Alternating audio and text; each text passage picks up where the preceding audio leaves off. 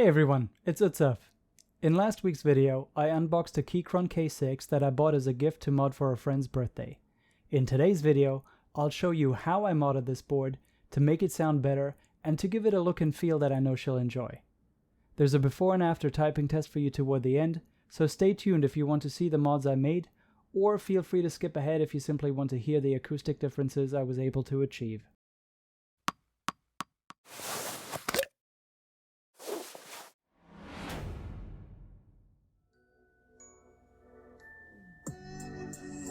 Alright, let's get these keycaps off. This is the first ever keyboard I'm modding, and I could probably have done some things differently, but my goal was just to get started. As you can see, I'm a bit clumsy at removing the keycaps, so let's just jump through this bit, shall we? If you're wondering why I laid out the keycaps in order, I did this so that I'd have a frame of reference later on when it came time to install the new keycap set. Next, I unscrewed the plate and PCB from the case. In hindsight, I could have made my life a bit easier if I'd first removed the aluminium panels and switches, but it all worked out in the end. Below the PCB is the connector for the battery. I popped that off, and now I had the case free and clear to install the case foam. For this step, I used the foam that came inside the box to protect it during shipment. I cut it up into smaller pieces to fit within the case and ensure even coverage to dampen the sound across the entire keyboard. This was actually fairly easy to do. Next, I checked that the PCB and plate still fit within the case, such that the USB-C connector remained aligned with the case cutout. Once I was satisfied that there were no obstructions, I reinstalled the screws. One final check to make sure that the switches on the side of the keyboard all still clicked into place. Yep, no problems there. When I first tried to remove the stabilizers, I ran into some trouble. Although I'd watched a number of videos that showed how to do this, I simply wasn't able to pop them out. I paused the recording, did some more homework, and learned that Keychron glues these into place. With some patience and force in just the right places, I was finally able to pry them loose. After disassembling the stabilizers and checking that the wires were straight and required no adjustment, I cleaned off the factory lube from the wires and housing. I then clipped the legs with the fangs from the stems. My close-up video capabilities here aren't very good, so I'm racing through this, but in the background I was watching the Teha Types video that explains this exceptionally well. Thank you, Nathan. With that out of the way, I lubed first the switch housing and stems, followed by the wires, and then clipped everything back into place. Here, I used Krytox 205 GO for the housing and stems, and some Permatex dielectric grease for the wires. Final step, reinstalling the stabs. Man, after what it took to pry these out, reinstalling them was pretty easy. For my first mod job, I picked Gateron Pro Milky Yellow switches, as they come pre-lubed. I knew that I wouldn't have time to lube the switches myself, and since these switches have a sound profile I like at a reasonable price, the choice was easy.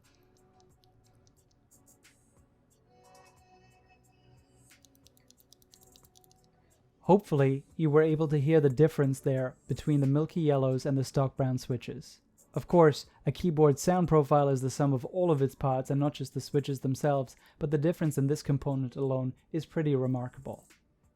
First, I installed the switches needed to test the stabilizers.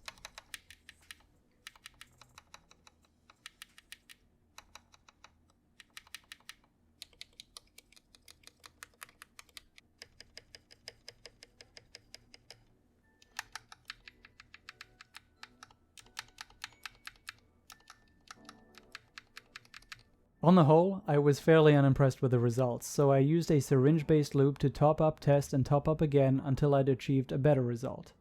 If you have experience with this sort of thing and suggestions for what I could have done differently, please drop a comment down below.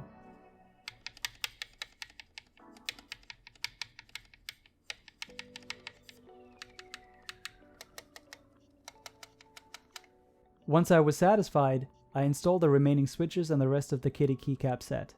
This one is from EpoMaker, and if you're interested, I'll leave a link in the description. For the escape key, I used an artisan cat paw keycap to round off the overall look of the board.